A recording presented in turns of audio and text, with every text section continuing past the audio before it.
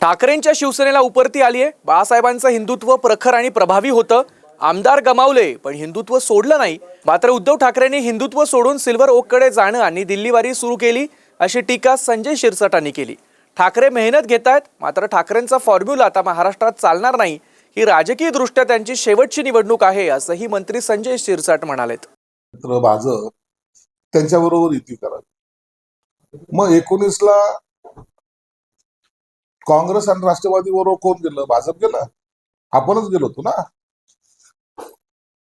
मित्र गमवण्याचा त्यांच्यावर आरोप करण्यापेक्षा आपण त्या मित्राला फारकत दिली होती। कशासाठी? आपल्या सत्तेसाठी, आपल्या खुर्चीसाठी। म्हणून हे गमवणं किंवा बापा आपल्यामुळं तो भाजप दूर गेला अशातलं काहीच नाही ना। शेवटच्या क्षणापर्यंत एकनाथ शिंदे साहेब बोलत होते, आपण एकदा शेवटचे भाजपला बोलायचं का? तुला बोलायचं तू बोल। हे वाक्य कुणाचे? संजय राऊत त्याला साक्षी नाही का? म्हणून जी झालेली चूक आहे आता ते दुरुस्त करण्यासाठी अशी डायलॉगबाजी करणं हे ठीक आहे, राजकारणासाठी ठीक आहे, परंतु वस्तुस्थिती हीच आहे ना। ज्यांच्या बरोबर 25 वर्ष सडली त्यांनी मला साथ दिली नाही, परंतु ज्यांच्या विरोधात मी 25 वर्ष लढलो त्यांच्या बरोबर आज मला जाण्याचा योग आला, असं वाक्य कुणाचं होतं? त्यांनी माझा सत्कार केला, हे वाक्य कुणाचं? म्हणून आता उपरती ज्याला म्हणतात ना, ती उभाटाला आलेली की आपण काय काय गमवलं, तर त्यातला पहिला विषय त्यांनी आज छेडलेला आहे।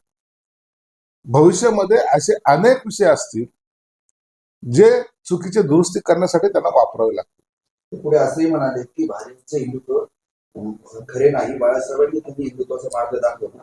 मातोश्रीची बदनामी थांबवा, महाराष्ट्राची बदनामी थांबवा, फडणवीस यांच्या मातोश्रीवर स्वागत करू आणि मी तर कलानगरच्या गेटपर्यंत स्वागत करतो। बाळासाहेब ठाकरेंचं हिंदुत्व हे सर्वात प्रखर आणि एक प्रभावी होत। त्यांनी त्याच्यासाठी कधी कुणाशी कॉम्प्रोमाइज केली नाही। आमदार गमावले परंतु हिंदुत्व सोडलं नाही, त्याच्याबद्दल शंका घेण्याचं काही कारणच नाही ना। परंतु तुम्ही हिंदुत्व सोडून मग सिल्वर ओकचे दरवाजेकडे जाणं, वारंवार दिल्ली वाऱ्या करणं, हे कोणी केलंय? मी अनेक वेळेला सांगत असतो की तुमचं वाक्यच बदललं ना। जमलेले माझ्या तमाम हिंदू बांधवांना, भगिनींना आणि मातांनो, हे कुठं? आता कालच्या तुम्ही सगळं पाहिलं असेल तुमच्या सगळ्या प्रचार दौऱ्याचा, तर त्याच्यामध्ये तुम्ही इतरांवर टीका करण्यातच आपलं आणखीन टोमणे मारले, टीका करणे, हा एक कलमी कार्यक्रम तुमचा आहे। म्हणून आता लोक उद्धव ठाकरेंच्या बरोबर आता माणसं राहिलेली नाहीत, इतर त्यांचे सहकारी पक्ष राहिलेले नाहीत, जे आहेत ते सोडून चाललेले आहेत।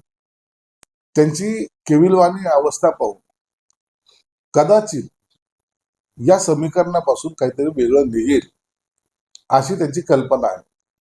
परंतु आता सर्व पाणी वाहून गेलेलं आहे, आता त्यांच्या हाती तसं काही लागणार नाही। ही त्यांच्या राजकीय जीवनातली ही शेवटची निवडणूक आहे। या निवडणुकीत खरं तुमचं अस्तित्व काय आहे हे आता तुम्हाला कळेल।